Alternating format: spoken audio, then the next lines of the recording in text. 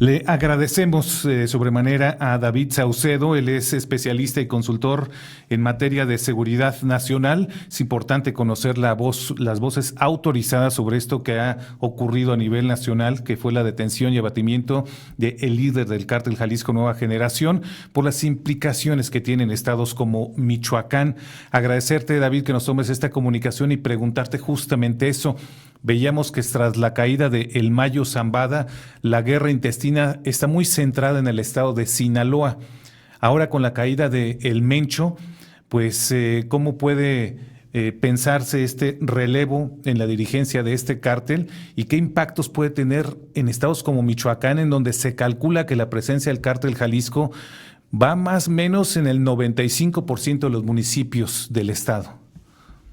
Es una preocupación válida, recurrente en varios países, Ecuador, Colombia, Guatemala, en varios estados del país en donde se apreció que el cártel Jalisco tiene una presencia importante en virtud de los actos de narcoterrorismo que se presentaron, la quema de tiendas de comestibles, los narcobloqueos. Sin embargo, quisiera ser muy franco para contestar tu pregunta. Realmente no lo sé y creo que nadie lo sabe. Hay dos escenarios.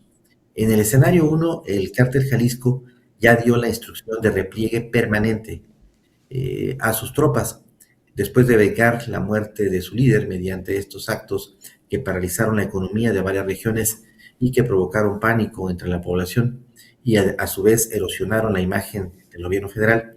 Puede ser que el cártel Jalisco haya tomado la determinación de darle vuelta a la hoja, seguir con su actividad criminal, que fue más o menos lo que ocurrió con la captura y extradición del Chapo Guzmán a los Estados Unidos.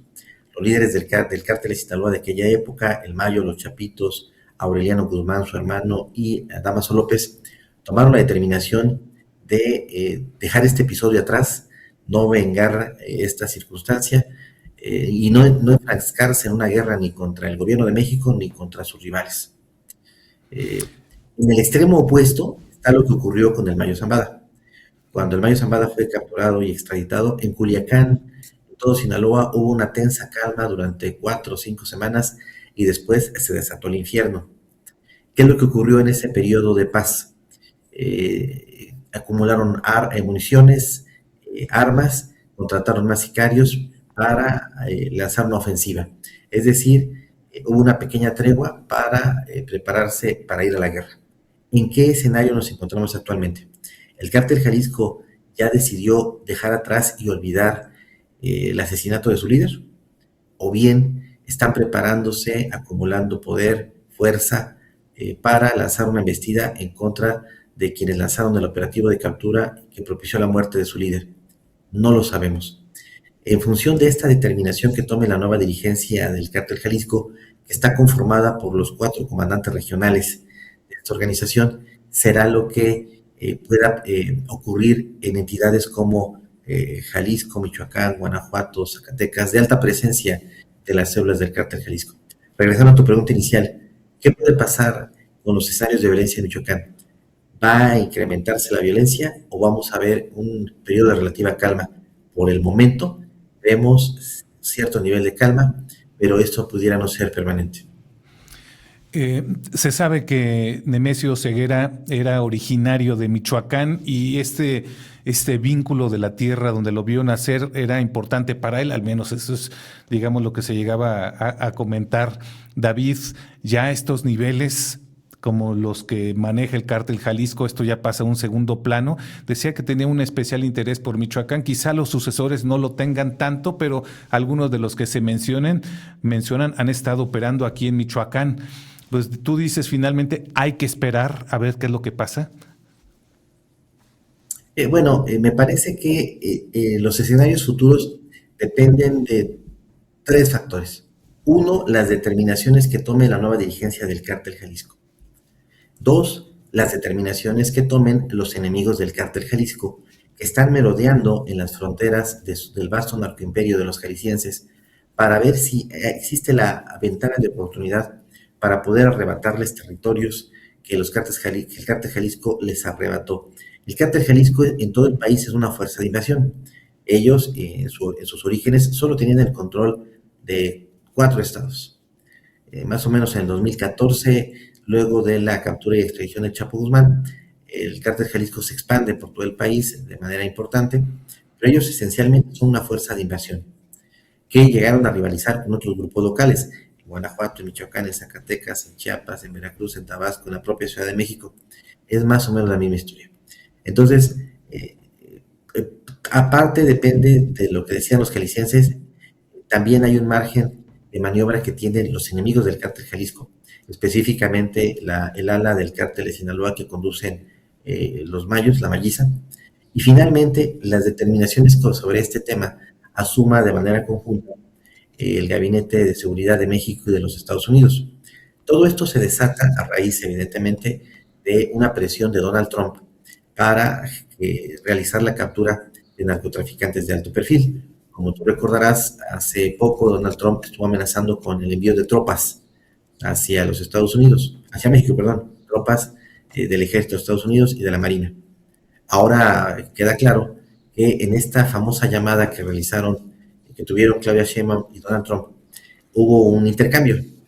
A cambio de no enviar tropas, el gobierno de México se comprometió a cortar el suministro de gasolina a la dictadura cubana, a hacer un tercer envío de narcotraficantes que fueron extraditados a los Estados Unidos, a trasladar más tropas de la Guardia Nacional a la frontera norte para contener los flujos de migración ilegal de centroamericanos y mexicanos que van en busca del sueño americano, y finalmente a realizar la captura de El Mencho, intentarlo en todo caso, situación a la que se había negado de manera contundente el expresidente Andrés Manuel López Obrador, sabedor de que habría actos de narcoterrorismo y que se generaría un incendio similar al que hay en Culiacán, pero ahora en Guadalajara.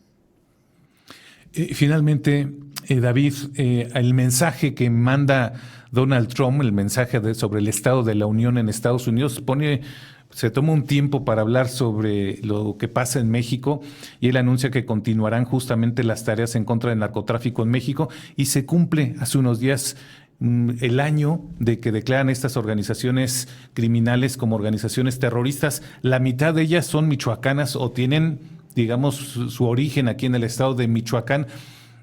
¿Tú consideras que es el anuncio de que vengan más operativos como el que vimos en Jalisco, pero ahora en estados como Michoacán? No. Lo que tenemos en conocimiento es que en este acuerdo, en este macroacuerdo al que llegó Claudia Sheinbaum con Donald Trump para que no hubiera tropas americanas en México realizando operativos de detención de narcotraficantes, destrucción de narcolaboratorios, incautación de macrocargamentos de droga, es que el propio gobierno de México realizaría estas acciones con información de inteligencia de los Estados Unidos. Me parece que el siguiente blanco importante en la mira de los Estados Unidos son los hermanos Hurtado Lascuaga, líderes de la nueva familia michoacana. Como tú sabes, desde hace tiempo la nueva familia michoacana es michoacana, pero solo de nombre. Uh-huh. Su presencia es reducida en el estado de Michoacán si lo comparamos con la presencia de otros grupos criminales. La familia michoacana se ha expandido a Guerrero, Oaxaca, Morelos, Ciudad de México, poderosamente en el Estado de México, pero su presencia en el Estado de Michoacán es marginal.